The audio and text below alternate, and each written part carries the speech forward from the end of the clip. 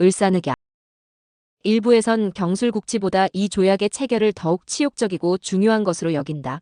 실제로 해외에서는 아예 일본의 한반도 점령은 1905년 시작되었다라는 학설도 있을 정도인데, 현재 외국인의 관점에서 보는 것도 이런데 당시 자국인들의 분노와 비애는 말로 표현할 수 없었을 것이다. 1910년 4월 5일 대한매일신보 사설을 보면 외교권 상실이 얼마나 심각한 일인지 체감할 수 있을 것이다. 요약하자면 나라에 억울한 일이 있어도 조선인이 아닌 일본인이 가공한 정보만 외부에 알려지니 조선인들이 고통을 당해도 외국에 하소연할 방법이 없어졌다는 것이다. 일면에서는 을사늑약으로 인해 애국 계몽운동이 폭발적으로 활발하게 일어나게 된 계기가 되었다. 독립협회 시절부터 애국 계몽운동이 진행되었지만 앞서 위에 나온 을사늑약 전문 중에 한국이 부강해질 때까지라는 구절 때문에 당시 민족주의 지식인들 사이에서는 부강만 하면 나라를 되찾을 수 있다는 의식이 생긴 것이다. 대표적으로 대한자 강회의 활동을 들 수 있고 그 밖에도 오산학교나 대성학교 등 민족주의 계통의 학교 설립, 신소설 신체시 신극 등 근대 예술의 등장, 박은식의 유교 구신론 같은 민족주의계 종교운동 등이 전부 다 을사늑약 이후에 생겼다. 물론 일본이 한국이 부강해지는 걸 놔둘 리가 없었을 뿐더러 부강해진다고 하더라도 외교권을 돌려줄 이유가 없다는 게 슬픈 일이다.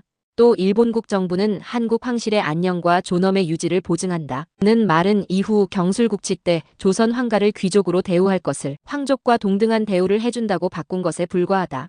하지만 이 조항은 나중에 고종의 장례와 함께 3.1운동과 60만세 운동의 계기가 되었다. 어찌되었던 황족과 동등한 대우니까 총독부의 입장에서 이왕가인 고종과 순종의 국장을 안 치러줄 수 없었기 때문이다. 원래는 전문도 없이 4개의 조항이었으나 이완용의 협상으로 인해 앞서 말한 전문과 5번째 조항이 생긴 것이다. 원래는 조약의 명칭 자체가 없었다. 나중에 전후 사정을 서양 열강에 보낼 때 제목이 생겨났던 것. 법을 공부해 보신 분은 알겠지만 외국과 조약을 맺을 때 조약의 명칭이 없으면 단순히 각서로 취급될 뿐이다. 이후 이완용이 시국은 어쩔 수 없는 선택으로 종묘 사직을 지키고자라는 개소리를 짓거린 근거도 여기에 있다. 물론 이 단서가 그냥 말뿐이라는 건 근현대사를 제대로 배우지 않은 사람이라도 알 것이다. 그 많은 불평등 조약 중에서도 을사늑약이 제일 유명한 이유. 늑약이 통과되면서 일제는 한국 통감부를 통해 외교권뿐만 아니라 모든 부문에서 간섭과 압력을 행사했기 때문에 대한제국은 사실상 일본령이나 다름없는 신세가 되었다. 사실상 이 조약으로 인해 나라가 망한 셈이다. 초대 조선 통감은 이 사건의 주역인 이토 히로부미. 이후 그는 일본 추밀원 의장으로 추대받아 통감에서 물러나 추밀원 의장이 되었다가 1909년 10월 26일 안중근 의사에 의해 중국 하얼빈역에서 죽음을 맞이했다. 결국 1년 후 경술국치로 이어지면서 한국 통감부는 조선 총독부로 확대, 개편되어 8.15 광복 때까지 한국을 35년 동안 통치했다. 여담.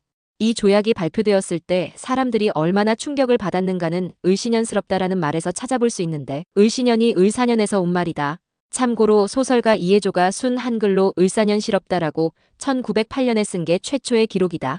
을사늑약에 반대한 참정 대신 한규설은 궁에서 결사 반대했다가 일본군에게 감금되었다. 이후 감금이 풀리자마자 즉각 탁지부 대신민영기, 법부 대신이 하영을 제외하고 전원을 해임시켰지만 자신이 오히려 해임당했다. 을사늑약은 국제법 위반의 소지가 큰 데다 박정희 정부 시절에 일본과 맺은 한일기본조약 중 1910년 8월 22일 이전에 일본과 맺은 조약은 무효다가 있기 때문에 어차피 성립되지 않는다.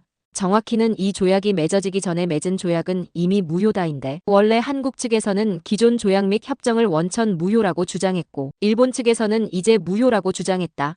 그 과정에서 여러 논란이 있었으나 차관이 급했던 한국이 양보함으로써 결국 한국어본과 일본어본에는 각각 이미 무효, 이제 무효라고 표현하고 영어본에서 이미 무효하며 효력이 없음이라고 표기하기로 합의했다.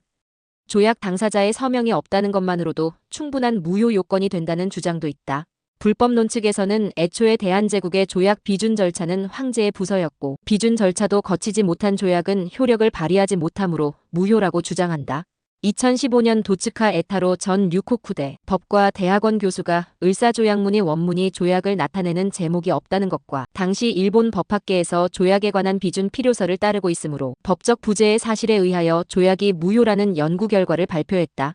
대한민국 임시정부는 을사늑약 강제 체결에 대한 역사적인 치욕을 새기기 위해 11월 17일을 국가를 위해 헌신하고 희생한 독립투사들의 추모절로 지정했다.